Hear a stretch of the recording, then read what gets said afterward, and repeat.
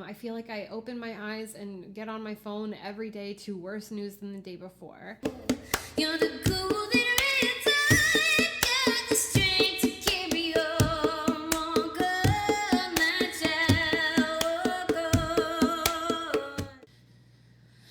Hello, beautiful soul family. Britt Cannon here, host of the Walk On podcast, the podcast where I try to demystify spirituality, personal growth and healing, and whatever else I feel like talking about.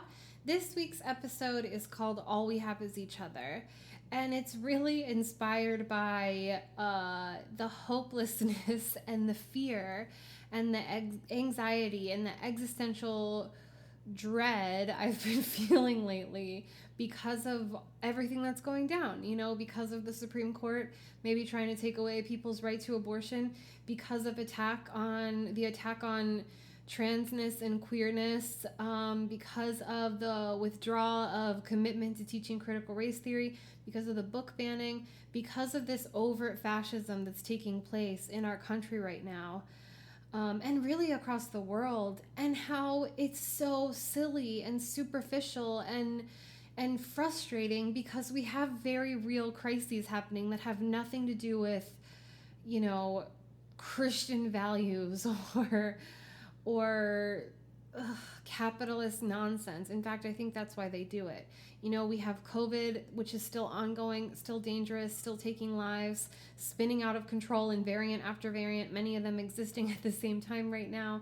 And also climate collapse, which is a very real thing going on everywhere. People are already dying from it. People are already starving from it. People are already suffering from it. And yet we haven't changed our dependence on fossil fuels. We haven't changed anything about the way we live our lives. In fact, people seem wholly invested in their denial of going back to normal with no lesson learned from what we've been through. Zero learning has been achieved in this time period, which gave us a beautiful moment, a scary moment, a sad moment, a grief-stricken moment, but a tower moment nonetheless, which are always beautiful in the sense that they are an opportunity to transition out of an old way of being that's no longer serving us and into a new way of being that might be more appropriate, more fulfilling, and more supportive. Instead, we're digging in our heels and getting worse. Before I get too deep into it, I just want to remind you to give me a like, give me a subscribe, give me a comment. Let me know that you're watching these videos. If you have any questions, if you have any suggestions of things you'd like to see me talk about, click the notification bell to see when I post. On this channel, I have a playlist of guided meditations that I do. I have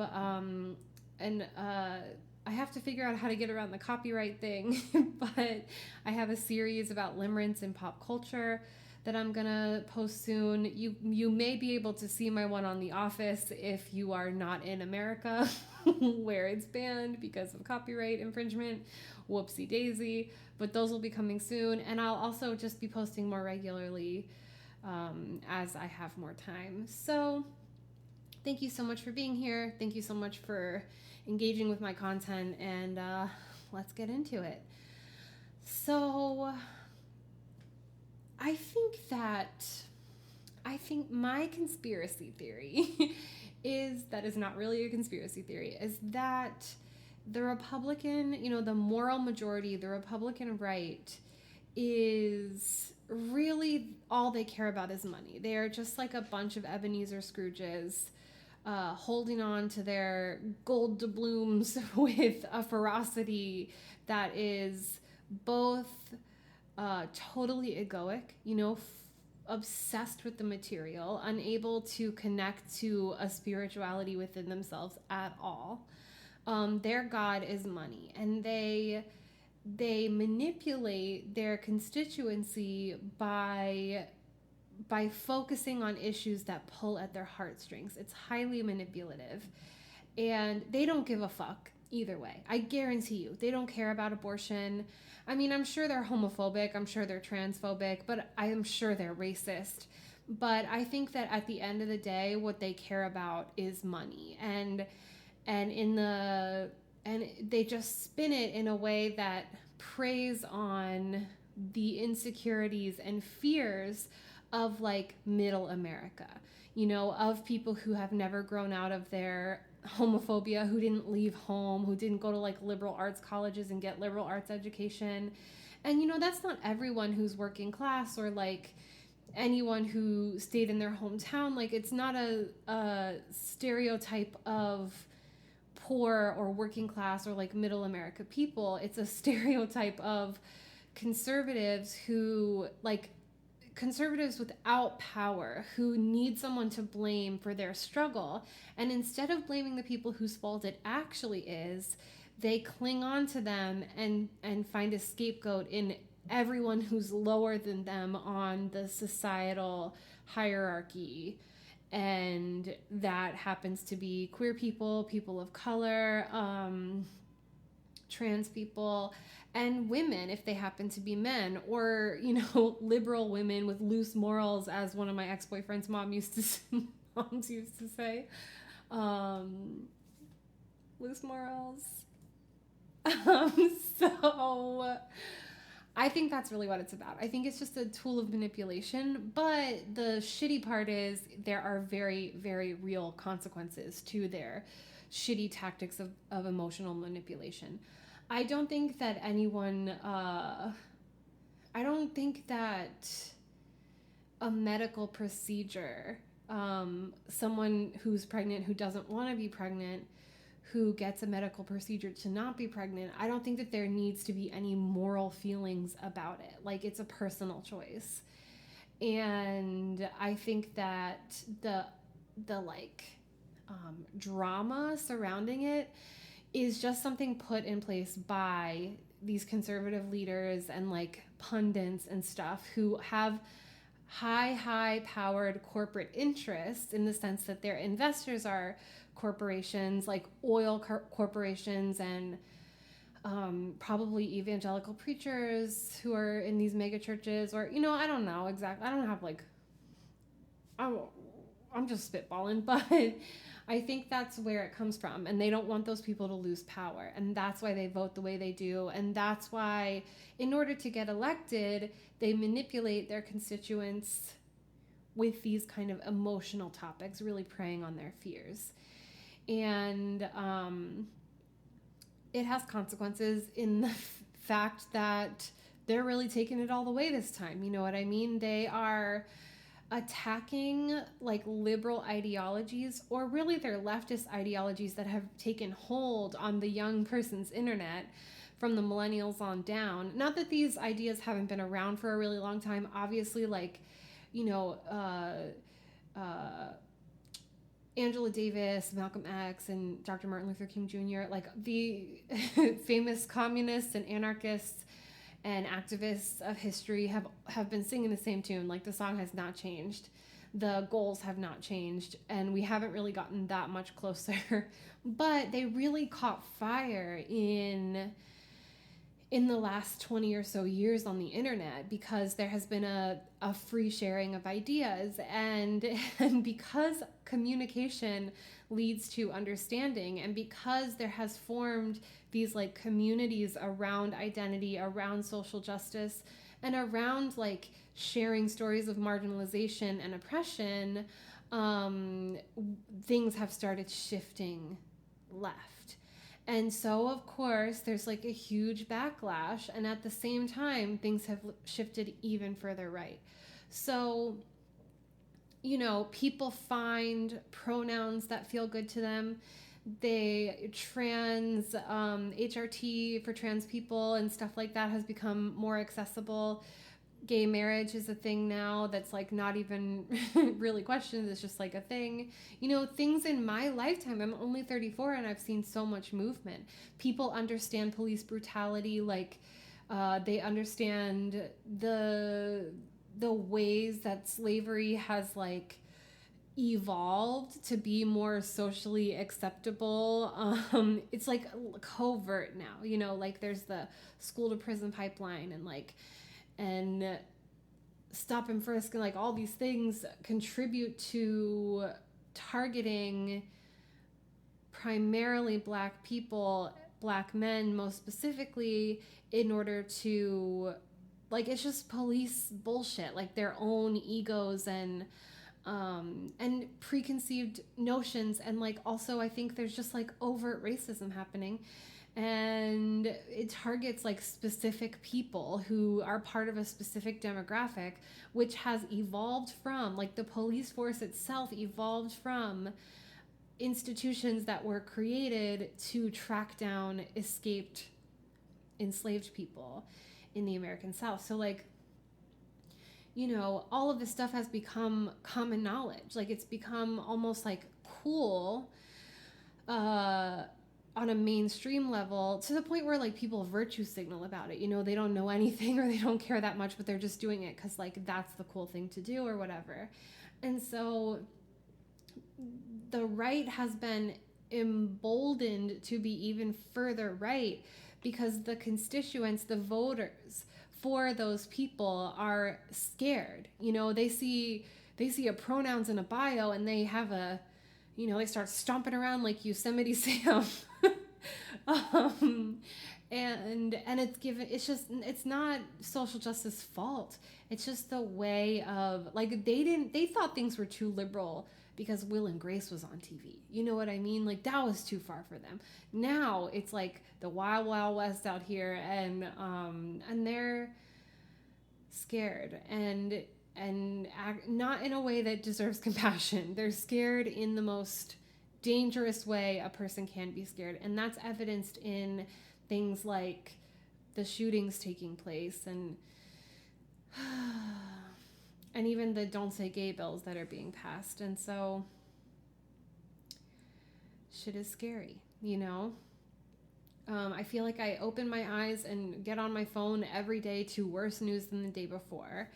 And after living a lifetime of that happening, you know, since I've been aware politically, I feel like that's been the case. Just like worse all the time, always bad news, no news is good news.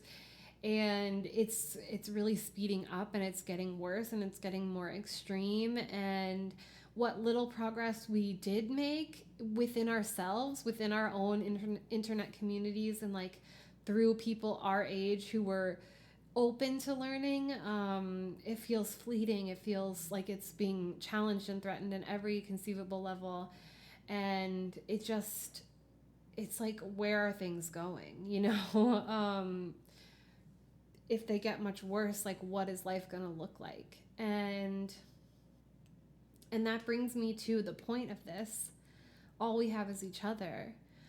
Community is everything. You know, doing your own inner work is everything. Like when you see your wounds reflected in your fellow human, they serve as your mirror. They serve as your teacher. They serve as your student. And so you're supposed to take them as they are. Dig down deep into your compassion. It doesn't mean don't lay boundaries. It doesn't mean engage with people who you can't resonate with or get along with, or who have no interest in loving you correctly. There's somebody for everybody, you know. Even the challenging people that people might have experienced who engage with my channel or my podcast, even those challenging people have people that are right for them. If someone's not right for you, chances are you're not right for them either. So it's not to say that you have to like be this like love and peace presence who loves everyone and puts up with bullshit. It just means that like find your people, you know, build community with them, join a mutual aid group, volunteer in your community, donate if you can, spread the word, spread the message, have the tough conversations, be vigilant, be loving, be compassionate, do your inner work, do your meditations, do your relaxations, do your self-care, keep your cup filled, because a burnt out activist doesn't help to anybody. So we have to take care of ourselves so that we can take care of each other. And part of the taking care of ourselves is both giving and receiving community care and support. That is a mutual aid, right? It's not me giving. It's like also receiving and getting really used to tough conversations, getting really used to people laying boundaries. Learn a skill, you know, take a foraging class, learn how to grow your own food, learn how to garden, learn how to, I don't know, dress wounds. Like, let's think apocalyptic here because things aren't going very well. And also, not to, not to doom too hard, but if all this shit falls, I've been thinking about this so much lately because I've always had very lofty goals. I've always wanted to be an artist and like have all the things that being a very successful artist comes with. And in the last couple of years, I've really, my camera died. Dreams and desires, and realizing that like what I actually want is a simple life. What I actually want is a chosen family. What I actually want is access to a community. What I actually want is to know that I'm safe growing old, that I'll be taken care of, that I won't have to worry, that I won't have to be alone, that I don't have to have kids to have that, to like have someone take care of me. And I want to take care too.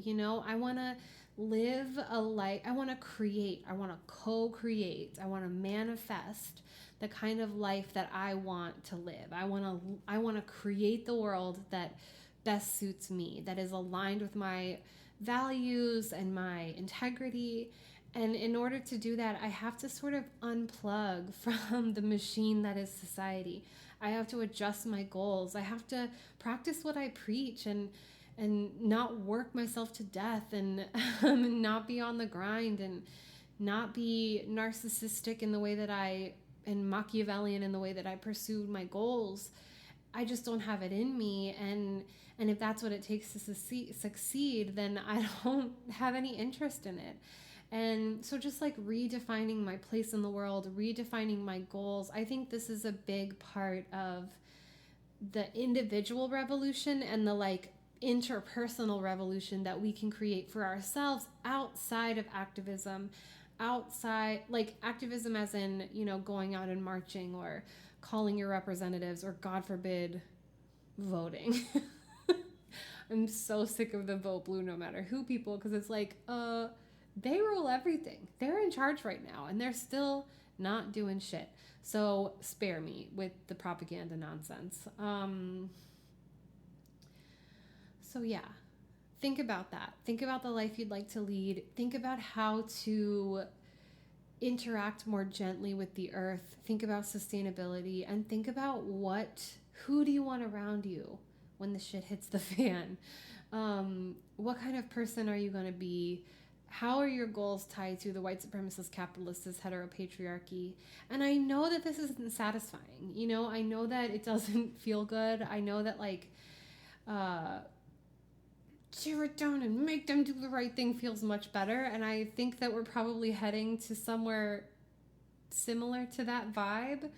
But in moments of hopelessness, in moments of deep anxiety, in moments of feeling wholly out of control, like I have no choice in my life, I have no autonomy, I have no real, true, meaningful freedom, what helps me is doing my inner work, seeing which wounds are being triggered and what I can do about them, and building community, reaching out to people, having help, just like having a good day or a good conversation, going on a walk with a close friend, laughing with my partner. Simple things that remind me that life is beautiful and that I'm here, man. I'm living. And then taking action towards co-creating the kind of world that I'd like to live in. And that's the whole thing with manifestation is like, in order to manifest something, you can't really like live or picture what's happening right now. You have to picture what you want to manifest. You have to like get your energy in alignment with that thing by visualizing, by chanting, by vision boarding, whatever, by writing it out in scripting, journals for manifesting or whatever. And in aligning yourself with that vision, with that goal or dream or whatever, you can call it to you or you can become it. And if you get too bogged down in what's physically true at this moment, you can get out of alignment, you can get in resistance, and you can start focusing on what you don't have instead of what you do. And so my challenge to all of us is to work together to co-create the kind of world we'd like to live in, the kind of world that would suit our needs, that would serve us, that would feel good to live in, where life would feel beautiful and full and abundant and not heavy and burdensome and like suffering. So spend your week thinking about that. Maybe write down your goals, your dreams, how you picture it. Maybe make a couple calls to a couple representatives, tell them off. Maybe get out there and protest. And just remember that you're not alone, that it's never hopeless. You know, you can find joy in your life. You can find presence. You can find peace. And you can always find community. In fact, we are all we have.